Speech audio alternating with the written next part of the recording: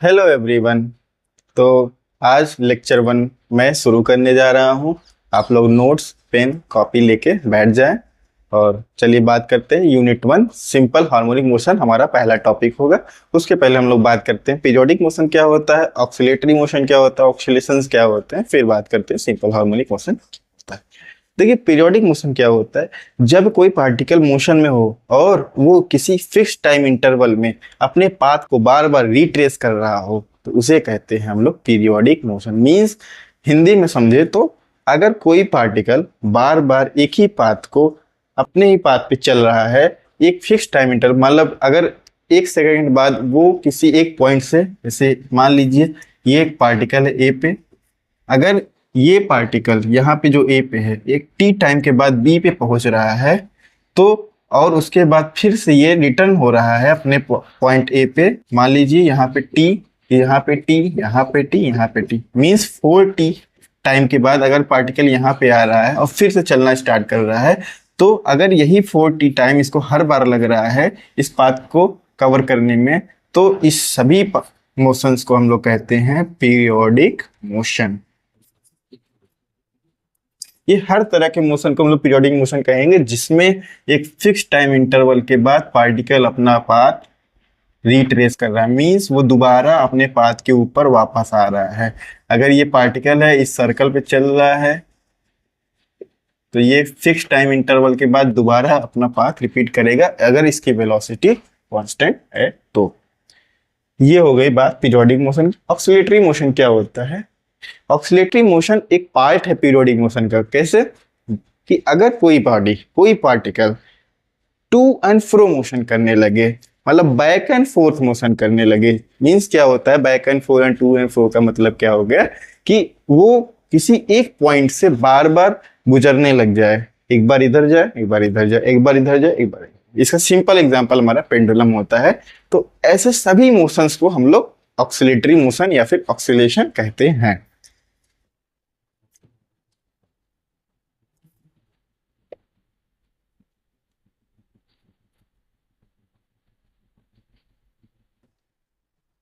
मैंने कहा ये एक पार्ट है पीरियोडिक मोशन का, तो इसका मतलब ये नहीं कि अगर कोई पेंडुलम है वो पूरा रोटेट कर रहा है तो ये ऑक्सीलेशन नहीं होगा, इसको भी एक ऑक्सीलेटरी मोशन के अंडर कंसीडर किया जाएगा। ये एक पर्टिकुलर केस है। पीरियोडिक मोशन हर एक मोशन को कहते हैं जो फिक्स टाइम इंटरवल में हो, लेकिन ऑक्सीलेटरी तभी होगा जब वो टू एंड फ्रो मोशन करे, किसी एक पॉइंट से बार बार पास हो। जैसे एक सिंपल पेंडुलम लीजिए, वो एक बार इधर जाता है, फिर इधर जाता है, फिर इधर जाता है, फिर इधर जाता है, वो इसका मोशन ऐसे ही चलता रहता है। तो ये हो गए हमारे ऑक्सीलेटरी एग्जाम मोशन के एग्जाम्पल। इनकी डिफिनीशंस लिख लेते हैं। वैसे काम तो नहीं आती लेकिन आपके नोट्स के लिए जरूरी है। तो पीरियोडिक मोशन की डिफिनीशन आप लिखिए। Periodic motion,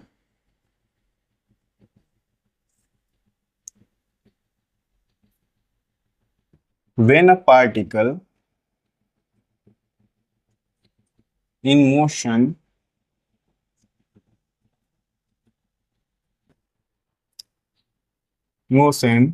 retraces its path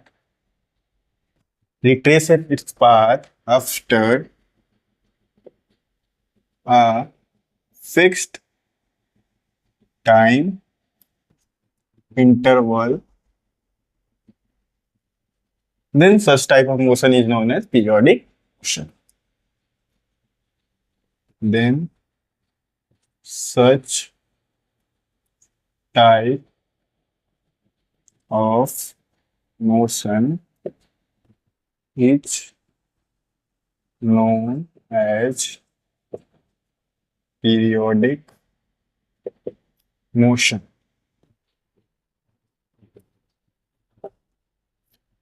Oscillation,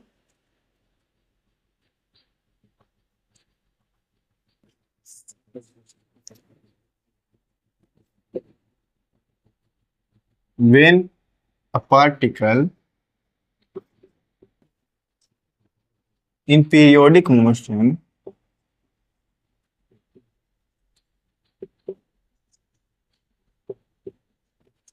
In periodic motion, having having its having its path, नहीं ये लिखना गलत होगा.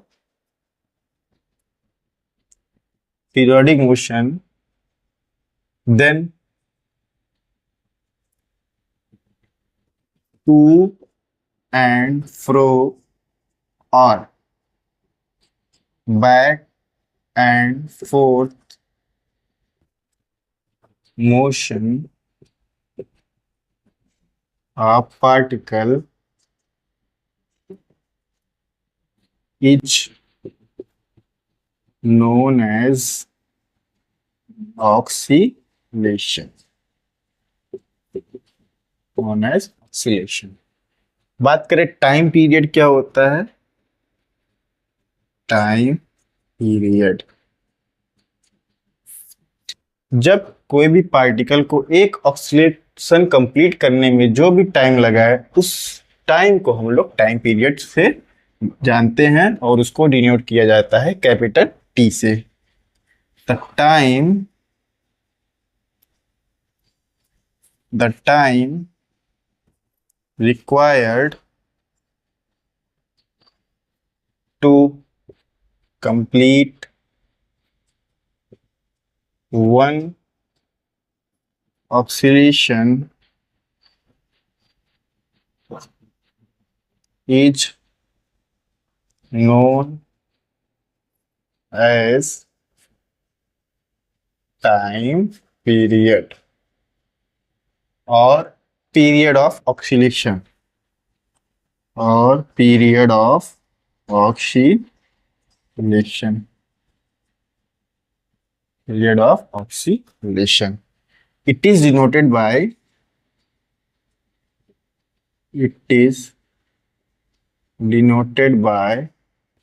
Capital T. ये कुछ टर्म्स है, इसको आप नोट कर लीजिए. 2 मिनट का टाइम देता हूं.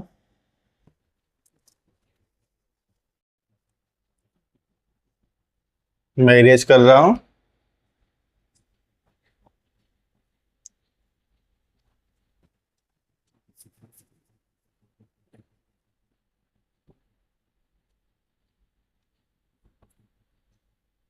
अब बात करते हैं सिंपल हार्मोनिक मोशन. हमारा सिलेबस यहां से स्टार्ट होता है. Simple harmonic motion,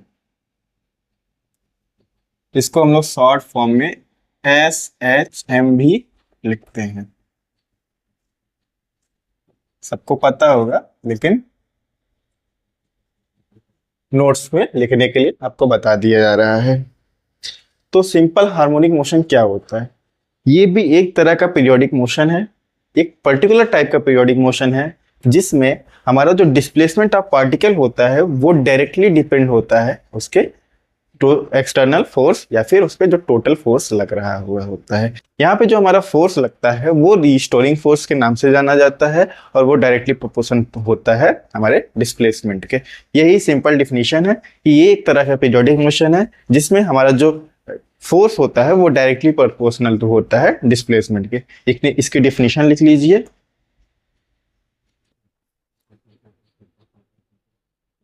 it is a particular type of periodic motion. Means है तो एक पीरियोडिक मोशन है, लेकिन इसकी एक क्राइटेरिया है, इसमें जो फोर्स होगा वो डायरेक्टली प्रोपोर्शनल होगा हमारे डिस्प्लेसमेंट की. In which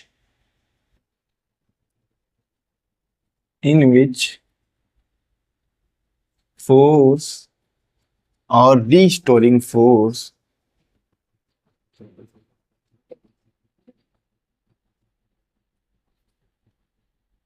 is directly proportional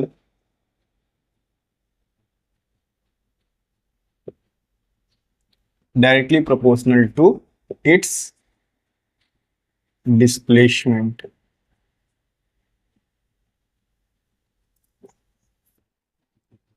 यहाँ पे लिख लीजिए रीस्टोरिंग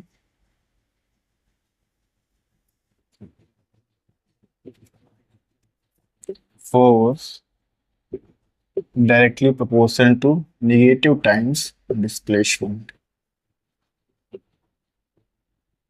यहाँ पे नेगेटिव टाइम जो है वो हमको ये बता रहा है कि हमारा जो डिस्प्लेसमेंट होगा, हमारा जो फोर्स होगा वो हमेशा अपोजिट डायरेक्शन में होगा डिस्प्लेसमेंट की। मींस अगर पार्टिकल लेफ्ट डायरेक्शन में जा रहा है तो अगर पार्टिकल हमारा लेफ्ट टू राइट जा रहा है तो हमारा फोर्स जो होगा वो राइट टू लेफ्ट लगेगा। यही नेगेटिव साइन इंडिकेट करता है। यहाँ पे आप लिख सकते हैं negative sign indicate that force always acts opposite to the displacement of particles. A particle. In SHM,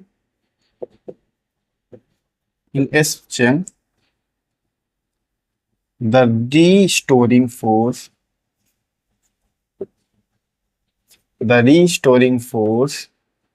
always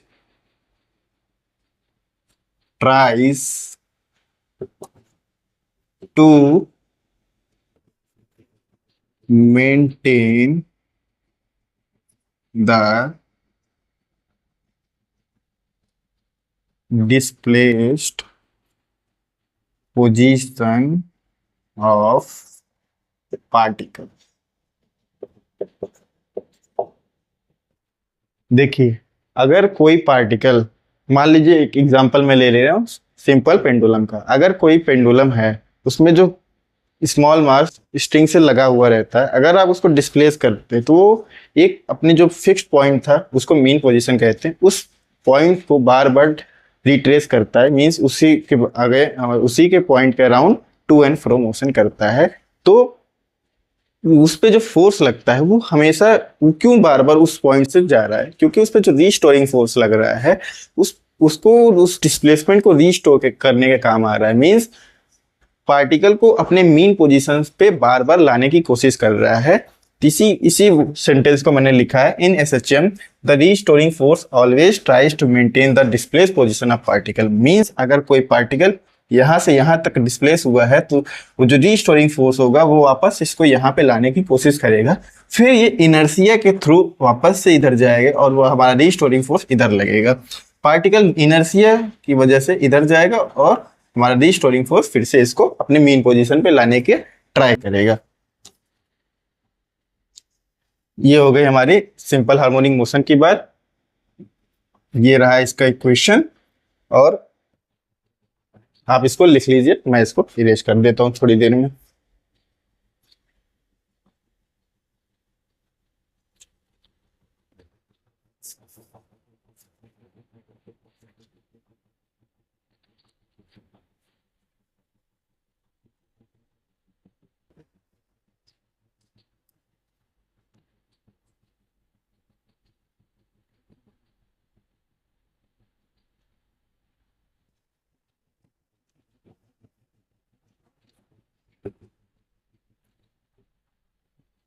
आइए बात करते हैं एग्जाम पॉइंट ऑफ व्यू से differential equation of simple harmonic motion, कि अगर कोई पार्टिकल हमारा सिंपल हार्मोनिक मोशन में है तो उसकी डिफरेंशियल इक्वेशन क्या होगी। हेडिंग डाल लीजिए basic differential equation of simple harmonic motion. एक डायग्राम बना लीजिए। अगर ये कोई पार्टिकल है मास m का और ये एक स्ट्रिंग से लटका हुआ है, सिंपल पेंडुलम का एग्जांपल है। तो अगर इसको डिस्प्लेस कर देते हैं x डिस्टेंस से, और इधर भी ये फिर x डिस्टेंस से डिस्प्लेस होगा, ये बहुत स्मॉल डिस्टेंस होता है, बहुत स्मॉल डिस्टेंस होता है। तो अब इसके इस पार्टिकल के मोशन को हम लोग लिखने वाले हैं कि इसका इक्वेशन ऑफ मोशन क्या होने वाला है। वो एक डिफरेंशियल इक्वेशन बनती है, इसीलिए हम लोग इस हेडिंग में डाले हैं basic differential equation of simple harmonic motion. आप लोग हेडिंग डाल लीजिए और डायग्राम बना लीजिए।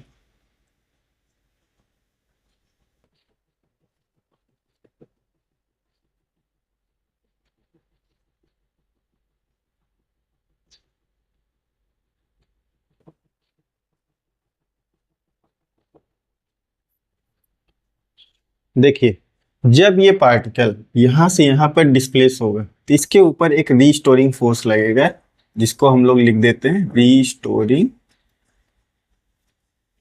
फोर्स। इस पार्टिकल का ये मीन पोजीशन होगा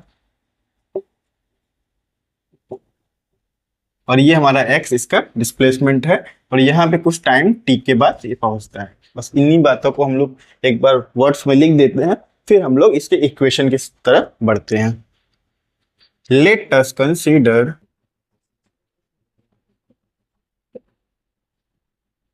a particle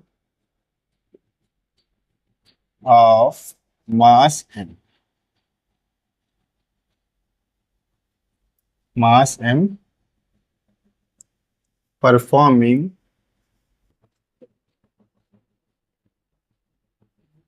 simple harmonic motion। जब भी ये बात लिखी हो सिंपल हार्मोनिक मोशन, तो आप क्लियरली समझ जाना कि जो हमारा फोर्स रीस्टोरिंग फोर्स होगा डायरेक्टली प्रोपोर्शनल टू होगा डिस्प्लेसमेंट का। Then after time t the displacement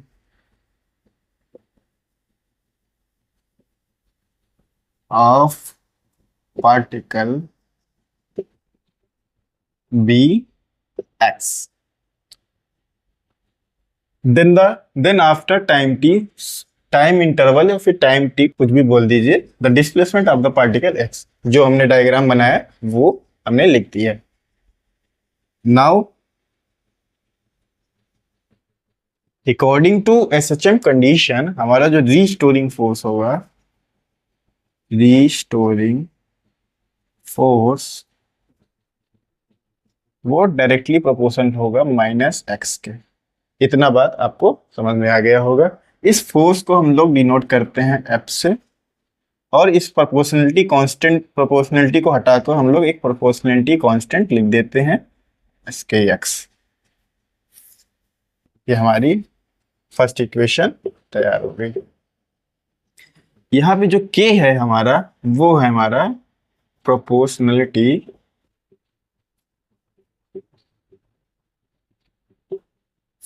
constant और फोर्स कांस्टेंट। क्योंकि ये फोर्स के साथ आया है इसीलिए इसको फोर्स कांस्टेंट के नाम से भी जाना जाता है। और negative sign indicate that the restoring force always opposes the displacement of the particle. अब देखिए, Newton second law of motion यहां पे लगाइए। From Newton second law of motion, from Newton second law of motion, Newton second law of motion हमारा acceleration वाला part बताता है। तो Newton second law of motion से हमको जो हमारा फोर्स होता है वो m टाइम्स एक्सेलरेशन होता है। टोटल हमारा जो एक्सटर्नल फोर्स होगा, अब इसमें टोटल फोर्स हमारा F ही लग रहा है जो कि रिस्टोरिंग फोर्स के बराबर है। तो हमारा ये हो जाएगा d2x/dt²। हम लोग डिफरेंशियल इक्वेशन निकाल रहे हैं, इसीलिए हम लोग a ना लिख के, एक्सेलरेशन ना लिख के, हम उसको d2x/dt² पे लिख रहे हैं। यहाँ पे आप लिख सकते हैं d2x/dt² is the acceleration. Of part.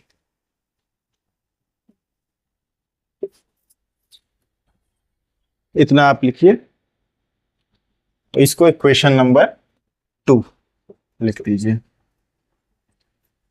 अब हम लोग इस फोर्स की वैल्यू पुट करेंगे फर्स्ट इक्वेशन में।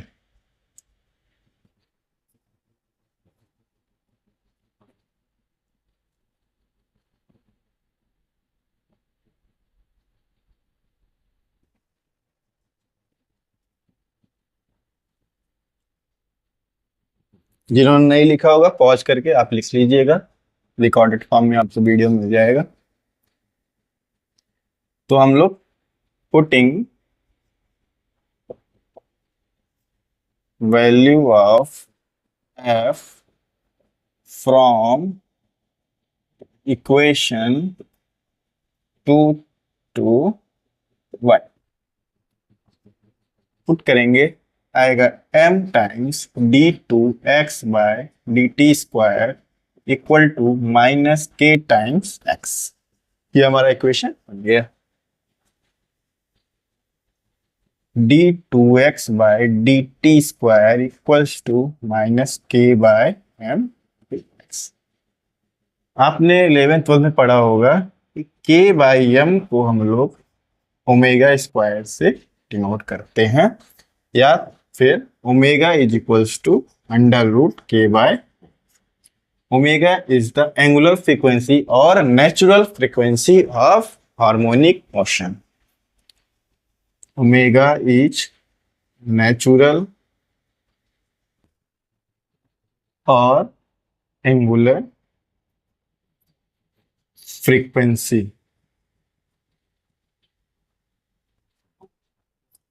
पुट करते हैं k/m की जगह पे ओमेगा स्क्वायर एक्स d2x/dt²।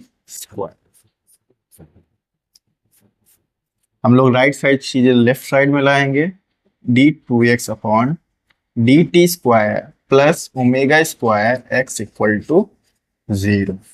ये हुआ हमारा basic differential equation of simple harmonic motion. हमारा फर्स्ट पार्ट कंप्लीट हुआ। अब सेकंड पार्ट में हम इस डिफरेंशियल इक्वेशन के सॉल्यूशन को देखने वाले हैं कि किस तरीके से हम लोग ऐसे डिफरेंशियल इक्वेशन को की सॉल्यूशन को प्राप्त करते हैं। तो आपने सेकंड ईयर में फर्स्ट ईयर में डिफरेंशियल इक्वेशन पढ़ा होगा, वहां पे आपने ये सेकंड ऑर्डर डिफरेंशियल इक्वेशन को भी देखा होगा और उनके सॉल्यूशन कैसे निकाला जाता है वो भी आप देखे होंगे और जानते होंगे। तो हम लोग उसी तरीके से वही फार्मूला यूज करने वाले हैं। यहाँ पे हम लोग कंसीडर करेंगे एक सोल्यूशन को, मान लीजिए x इक्वल टू सी ई की पावर अल्फा टी टाइप का इसका सोल्यूशन होगा। सिंस टी में इक्वेशन है टाइम में, इसीलिए हम लोग हैं। तो इसमें आप थोड़ा सा लिख लीजिएगा, विच इज रिक्वायर्ड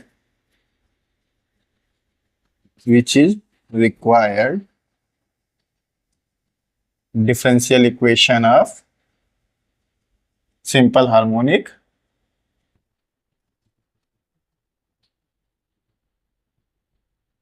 मोशन। ना लिखिए, फिर मैं इरेज करके आगे बढ़ता हूं।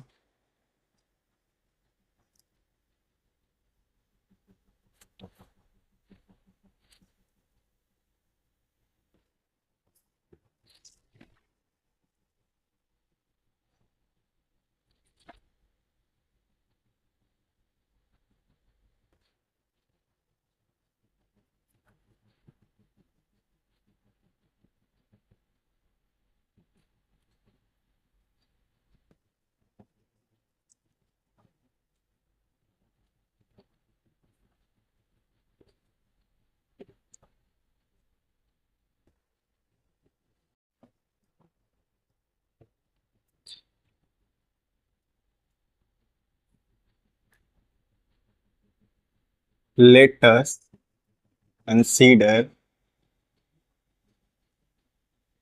x equal to c e की power alpha t be the solution of above differential equation। Above differential equation. हमने कंसीडर कर लिया कि ये हमारा सॉल्यूशन होगा सेकेंड ऑर्डर डिफरेंशियल इक्वेशन का। तो इसको अब हम लोग को 2 टाइम्स डिफरेंशिएट करना है, d2x by D T square निकालने के लिए। Differentiating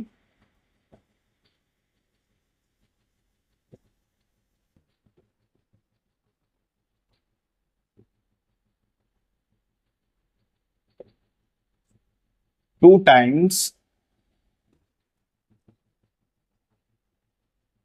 above equation. First time करेंगे dx बाई डी टी, हमारा वेलोसिटी बताता है, dx बाई डी टी आएगा हमारा c अल्फा e की पावर अल्फा टी। जो सेकेंड टाइम हम लोग डिफ्रेंशिएट करेंगे d2x upon D T square, ये हमको बताएगा c alpha square e power alpha. इस पार्ट को और इस पार्ट को हम लोग इक्वेशन स्टार में पुट करेंगे। यहाँ पे लिखिए putting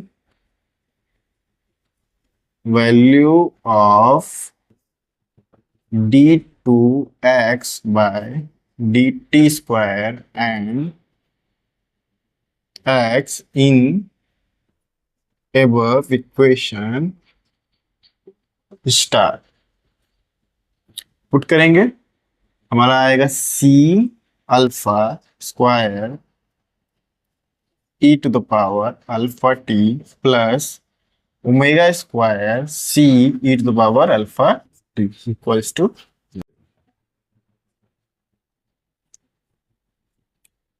c e to the power alpha t common आ जाएगा, बचेगा alpha square plus omega square equal to 0। Since c is an arbitrary constant, मैंने लिखा नहीं था, आप लिख लीजिए c is N constant. c not equal to 0 and e की power alpha t is never going to equal to 0। तो हमारा 0 क्या हो सकता है, सिर्फ ये पार्ट हो सकता है 0, alpha square plus omega square equal to 0। आप इसको इक्वेशन नंबर किस डाल दीजिए, इक्वेशन नंबर 1 डाल दीजिए, या फिर वहां पे आपने 1 2 डाला हुआ है तो यहाँ पे इक्वेशन नंबर आप 3 डाल दीजिए। इसको आप नोट करिए, फिर मैं आगे बढ़ता हूँ।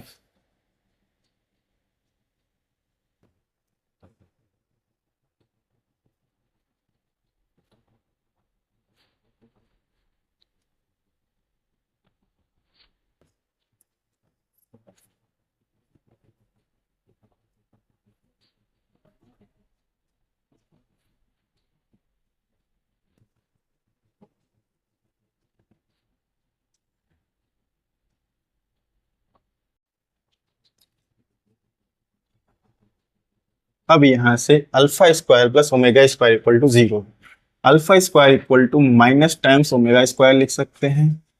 फिर अल्फा स्क्वायर इक्वल्स टू, आपने कॉम्प्लेक्स ऑपरेटर आई पढ़ा होगा, वैसे यहाँ पे कॉम्प्लेक्स ऑपरेटर हमारा जे आता है, इसको हम लोग लिखेंगे जे स्क्वायर ओमेगा स्क्वायर, और यहाँ पे जो जे स्क्वायर होगा वो हमारा -1 होगा, which is a complex operator, which is a complex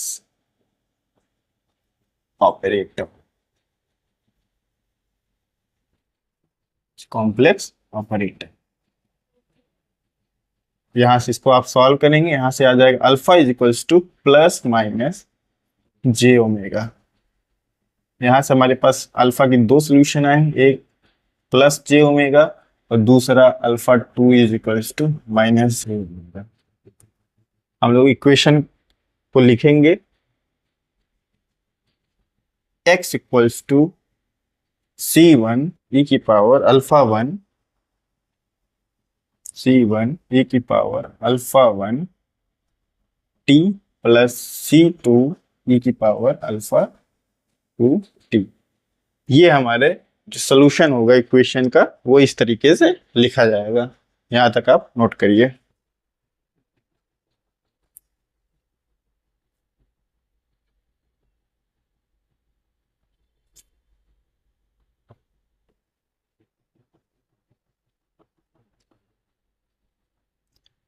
अब हमारा अल्फा 1 और अल्फा 2 की जो वैल्यू है वो हम पुट करेंगे, x equal to C1 e की power j omega t plus C2 e की पावर माइनस j ओमेगा। आप यहाँ पे देख सकते हैं दो एक्सपोनेंशियल टर्म आ गए हैं। अब आप साइन और कोसाइन में एक्सपोनेंशियल से कुछ रिलेशन पढ़े होंगे, जैसे हमारा कॉस थीटा जो होता है या फिर साइन थीटा जो होता है वो हम लोग लिखते हैं किसी टर्म में, जैसे हमारा e की पावर आई थीटा तो कॉस थीटा प्लस आई साइन थीटा लिखते हैं, ये आप लोग जानते हैं। और e की पावर माइनस आई थीटा हमारा कॉस थीटा माइनस आई साइन थीटा होता है। ये आई हमारा कॉम्प्लेक्स ऑपरेटर्स हैं सभी। इस फॉर्म को हम लोग यूज करेंगे और यहाँ पे लिखेंगे। जो आई यहाँ पे है वहां हम लोग जे को यूज करेंगे। x equal to C one E की पावर जे को हम लिखेंगे cos omega t plus J sine omega t. और C two is equals to cos omega t minus J times sine omega. यहां तक आपको समझ में आया? x इक्वल्स टू, अब हम लोग कॉस वाले टर्म को एक साथ रखेंगे, साइन वाले टर्म्स को एक साथ रखेंगे। C1 plus C2 cos omega t plus J C1 minus C2 sine omega T.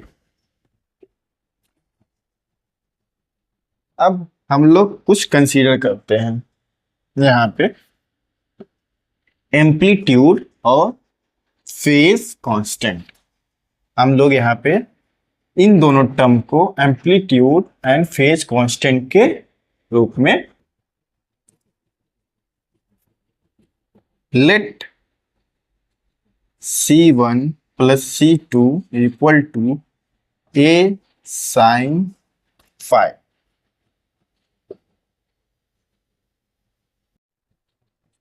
C1 minus C2 equals to a cos five. इसको आप नोट करिए। एक स्टेप और लिख दे रहा हूं। x equals to a sine five cos omega t plus j times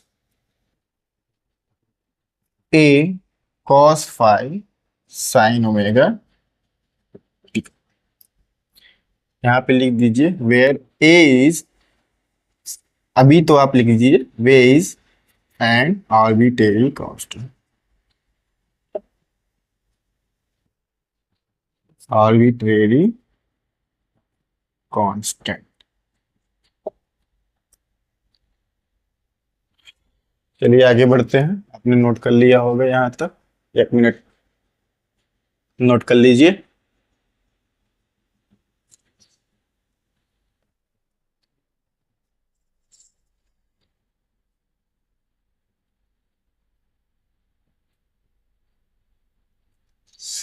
ये आपने सब पढ़ के रखा है फर्स्ट ईयर में डिफरेंशियल इक्वेशन में, इसलिए मैं ज्यादा इसको एक्सप्लेन करने के चक्कर में नहीं पड़ रहा हूं। बस आप लिखते जाइए मेरे साथ। ए कॉमन लेंगे, इस टर्म को पहले लिख लेते हैं, उस टर्म को बाद में लिखेंगे। Sine omega t cos five plus cos omega t sine five. अब ये आप ए प्लस बी का साइन ए प्लस बी का फॉर्मूला दिख रहा होगा। A sine omega t plus five, side में आप लोग लिख लीजिएगा साइन ए प्लस बी का फॉर्मूला। ये हो गया हमारा solution of simple harmonic motion where A is amplitude of simple harmonic motion and phi is phase constant.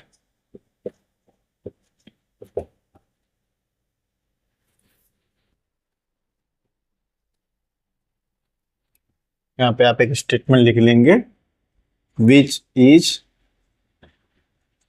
The solution of simple harmonic motion. आप अब कहीं भी सिंपल हार्मोनिक मोशन का नाम लिया जाता है तो आप उसके डिस्प्लेसमेंट के जो टर्म्स हैं उनको A sine omega t plus five के टर्म्स में लिख सकते हैं।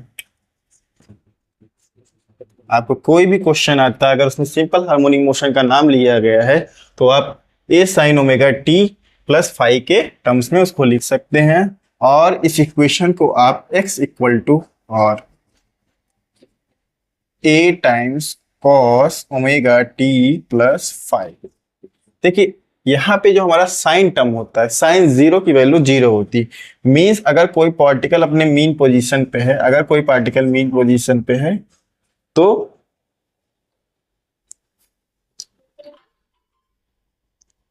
कोई पार्टिकल अपने मीन पोजीशन पे है तो साइन जीरो की वैल्यू मीन्स वो 0 डिग्री, ये जो डिस्प्लेसमेंट है ये थीटा वो 0 डिग्री है तो वो यहीं पे रहेगा। लेकिन कॉस जीरो की वैल्यू हमारी मैक्सिमम होती 1, मीन्स कॉस हमारा मैक्सिमम पॉइंट पे है।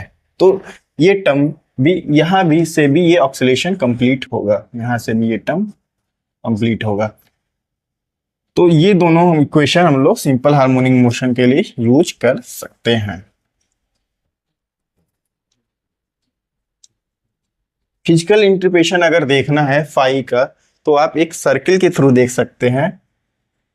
जो हमारा सिंपल हार्मोनिक मोशन का अनदर डेफिनेशन होता है वो ये भी होता है कि जो डायमीटर होता है एक पार्टिकल, अगर किसी डायमीटर के अराउंड, मान लीजिए एक सर्कल है, ये एक डायमीटर है, पार्टिकल इस पे इधर से इधर कर रहा है, अगर ये पार्टिकल यहां से 1 फुट ऑफ परपेंडिकुलर, मान लीजिए ये पार्टिकल यहाँ पे है P, तो इसका जो फुट ऑफ परपेंडिकुलर होगा, ये फुट ऑफ परपेंडिकुलर, ये एक SHM को दर्शाएगा। इस जैसे ये पार्टिकल यहाँ पे आएगा, इसका फुट ऑफ परपेंडिकुलर यहाँ पे आएगा, यहाँ आएगा तो यहाँ पे होगा, इधर जाएगा तो इधर यहाँ पे आएगा। तो आप देख रहे हैं कि ये इसी डायमीटर के अराउंड ट्रेवल करेगा, इसका जो फुट ऑफ परपेंडिकुलर, फिर नीचे आएगा फिर यहाँ पहुंचेगा। मीन्स ये ऐसे ऐसे टू एंड फ्रो मोशन करने वाला है। तो ये हो गया इसका सर्कल के थ्रू एक डिफिनेशन, आप इसको नोट कर लीजिए। ये कंप्लीट हुआ हमारा सिंपल हार्मोनिक मोशन का पार्ट। अब हम लोग इसकी एनर्जी के बारे में बात करेंगे जो हम लोग नेक्स्ट लेक्चर में देखेंगे। Thank you.